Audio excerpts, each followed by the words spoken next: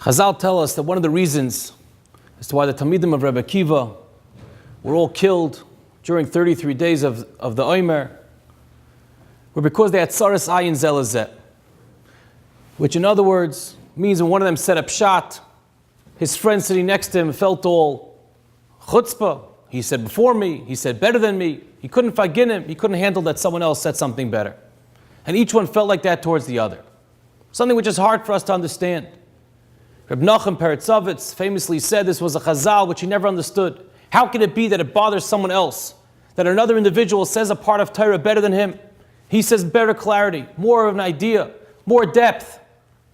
But yet I think, if we're all honest to ourselves, this is something, a chazal, which we understand, even though Reb Nachum didn't.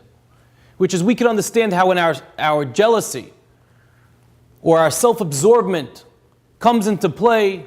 It hurts us when someone else says a better pshat. It hurts us when someone's looked at with greater speed and greater alacrity and more of a clarity as to the Gemara or the Chumash that he's learning.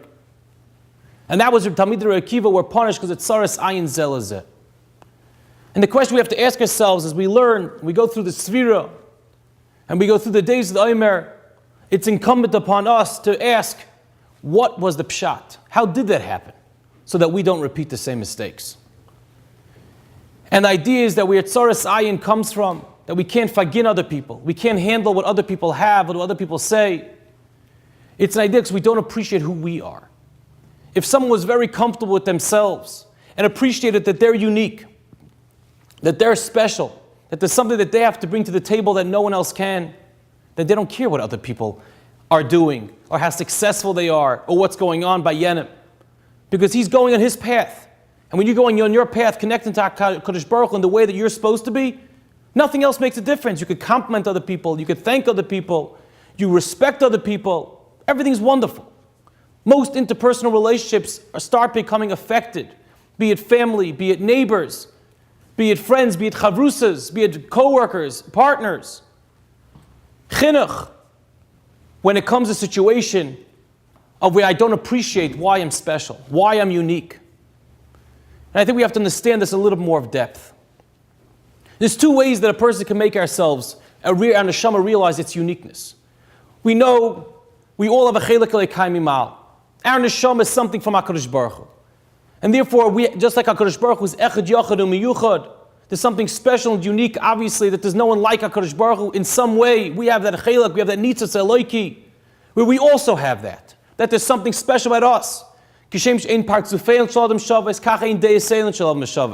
same way no human being has ever looked like another one, ever, in the history of the world, or in the future of the world.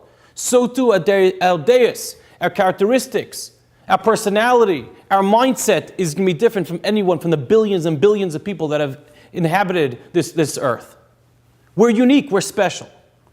It can either be a v'niskav Hashem levadoi, that type of yechidius, that type of uniqueness, that specialness that's given over to HaKadosh Baruch Hu, for what Hashem wants us to do it for, or otherwise our talents and our specialness and our uniqueness will come out in ways which are not befitting HaKadosh Baruch Hu. And those are times when we see in ourselves, when we have to look certain ways, talk certain ways, dress certain ways, act certain ways, buy certain things, that we stand out. Or chas v'shalom, the opposite, that we have to even put other people down so that we remain unique. Even though we're doing the same thing, nothing special. But we have to mavatal, we putify, nullify everyone else, invalidate everyone around us, so that memela, by default, we're sitting by ourselves on a mountain, which is of course extremely detrimental to any relationship you plan on being in. That's the idea, the choice that we have. You can either be one special, unique, realize what HaKadosh Baruch Hu gave you, utilize that for Hashem, for Klal Yisrael, for the world. Or if you don't utilize it the proper way, it's unfortunately going to work to the negative. That's the idea of Usvartem Lechem in this week's Parsha. In Parshat Emor, there's a mandate, Usvartem Lechem, count for yourselves. You utilize this Sfira. V'sein chelkeinu b'seiresecha. Realize your chelik in Torah. When you have a plan to accomplish, to learn something in your chelik, what I'm supposed to be doing in Torah, nothing else makes a difference. You don't care about anything else. Because you're doing what you're supposed to be doing. And then therefore everything else is just a sideshow. And you could compliment other people, appreciate other people, respect other people, no problem. And you won't have any issues with whatever they're saying, even if it's way better than apparently what you're saying. because you're feeling fulfilled and confident. And your uniqueness, your yichidius, your special qualities HaKadosh Baruch Hu gave you is being utilized in a way that HaKadosh Baruch Hu wants it to be. And that's the ultimate. That's the idea of learning that you won't have tzaras ayin. They didn't appreciate their uniqueness. They didn't appreciate that they were special. And therefore they had to knock each other's svaras, knock each other's Torah. And therefore they weren't zeichet of saying chalkeinu b'sayir secha. They couldn't live to the time of Kabbalas HaTorah of Shavuos. But we, if we learn from this lesson, usvartim lechem, we count for ourselves, we start realizing there's something special, there's something unique, there's something about us. And we realize our chelik in Torah, then hopefully we won't be tzaras ayin l'zeh l'zeh. We'll appreciate each other, we'll respect each other, compliment each other. And in that schus, we'll be zeiche to get through to the Chag HaShavuos and to be zeiche to the proper and correct Kabbalas HaTorah. Have a wonderful Shabbos.